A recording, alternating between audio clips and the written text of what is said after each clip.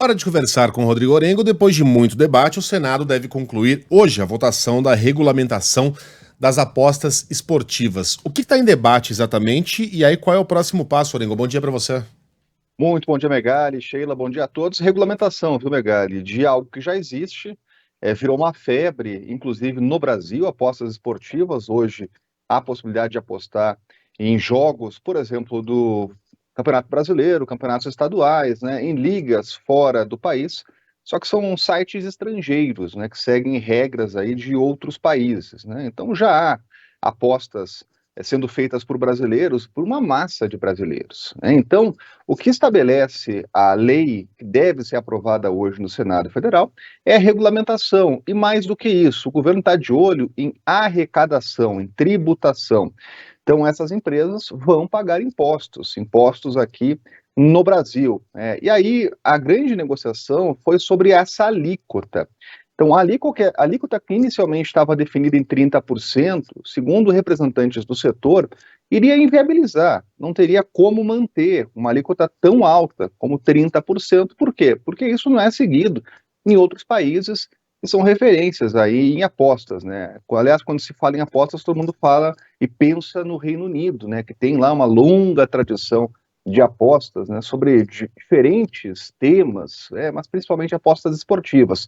Agora, no Brasil, a taxação vai ser não de 30%, mas de 12%, e aí as empresas vão ter lá um ambiente favorável para ingressar nesse mercado, ou permanecer no mercado do Brasil, até porque muitas já operam, aí pelo menos pela internet, né? Então, a ideia é não afugentar essas grandes empresas, chamados grandes players desse mercado de aposta, e aumentar a arrecadação brasileira. É isso que o Ministério da Fazenda pensa, dia e noite. Já tem um cálculo sendo feito aqui, que é um cálculo de 10 bilhões de reais a partir dessas apostas. Agora, Megali, com um regramento, com controle, com fiscalização, inclusive com regras lá que possam permitir um acompanhamento de pessoas que, por exemplo, têm compulsão, têm vício, né? Então, teremos alguns regramentos para esses casos específicos, até para exclusão de jogadores, né, que têm lá um comportamento delicado, difícil. Com todo esse regramento, o que o governo espera é realmente aumentar a arrecadação. Vamos E aí, para os pontos Orengo, políticos. Diga, desculpa, só Sheila. queria, desculpa te interromper, mas eu queria entrar um pouco mais nesse aspecto que você colocou, sobre proteção aos apostadores, porque é diferente de você falar tutela do Estado, é o Estado controlando a minha aposta. Eu já vi críticos ao projeto falarem isso. Poxa, mas eu aposto livremente, eu tenho o direito de apostar onde eu quiser e tal, não sei o quê, e isso é o Estado controlando onde eu coloco o meu dinheiro. Mas a gente viu as regulamentações feitas, por exemplo, na Europa, e você mesmo citou o exemplo aí do Reino Unido, o Felipe Killing fez reportagem especial no Jornal da Band, e a gente replicou aqui exatamente sobre isso, que lá também tem um regramento específico para separar, inclusive, as bets que... separar joio do trigo, sabe? As bets que não cumprem com toda a legalidade, as bets que enganam o consumidor, que enganam o apostador. Então, a regulamentação também separaria joio do trigo e teria esse... Vamos ver como vai ficar, né, no texto final, mas que teria essa possibilidade de proteção, é assim que os entendedores do texto e que aprovam o texto falam, proteção ao apostador e não uma tutela do Estado em cima do apostador. É isso, né, Orengo?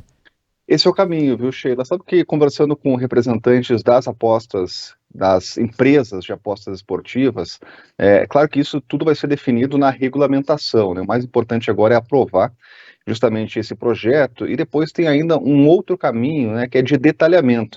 Mas conversando com integrantes de instituições que defendem as apostas esportivas, tem esse cuidado, né, tem essa preocupação, né, por exemplo, alguém lá com compulsão, com vício, né, teria uma possibilidade de comunicação, inclusive virtual, pela pessoa ou até mesmo pela família, para denunciar, colocar e até para excluir essas pessoas de um sistema online, né? Então, há essa previsão legal, há essa previsão no projeto. Agora, Sheila, o fundamental nisso tudo é o seguinte, é o mercado que já existe.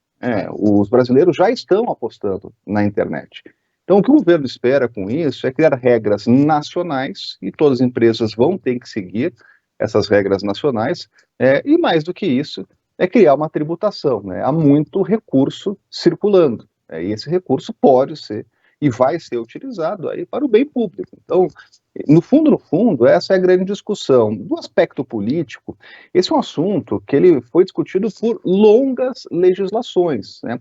E sempre travou num segmento aqui no Congresso Nacional, que foi o segmento religioso, principalmente o segmento evangélico, que criou ali um dogma para essa discussão e acabou travando sempre esse tema internamente. Agora, até mesmo esse segmento já tem posições mais simpáticas, né? Alguns, obviamente, parlamentares que fazem parte da bancada já estão vendo esse projeto com bons olhos, então teremos votos também desse segmento parlamentar aqui, e a expectativa é de aprovação sem grande dificuldade. Esse é um tema que há muito tempo é debatido no Congresso Nacional e finalmente deve sair do papel, e o governo espera aí uma arrecadação significativa de 10 bilhões de reais a partir da regulamentação. Essa argumentação aí do Estado tutelando a minha vida, as pessoas precisam entender que o Estado tem de criar algumas limitações e que nenhuma liberdade é absoluta. Se você não tem nenhuma regulamentação no jogo, nessas bets esportivas no Brasil, você não vai ter um crime, por exemplo, naquele atleta que aposta em algo que ele pode controlar. Uhum. Ué, qual o problema? Ele apostou que o primeiro lance seria uma bola jogada para lateral e ele foi lá e jogou a bola para lateral. Tá na cara que isso é uma forma de burlar o sistema e uma fraude, mas se você não tem uma regulamentação, fraude não é. E aí a pessoa vai apontar lá os Estados Unidos porque ele vê os Simpsons ou vê um episódio do seriado dele em que o cara passa a mão no telefone e fala: oi, bota 50 aí no Los Angeles Lakers contra o Chicago Bulls. Pá. Mas em geral não é assim que a banda toca por lá. Né? Dos 50 estados, só 34 tem algum tipo de permissão para atividade. Não é todo o país que funciona como uma Las Vegas. A Califórnia, por exemplo, que é o estado mais rico dos Estados Unidos, se fosse um país, seria o sexto país mais rico do planeta, não permite nenhum tipo de aposta. Então, mesmo ali existem regulamentações, né? Mais liberais ou menos liberais. Mas isso não tem nada a ver com tutela do Estado, o Estado querendo controlar o que eu faço com o meu dinheiro. Isso é bobagem.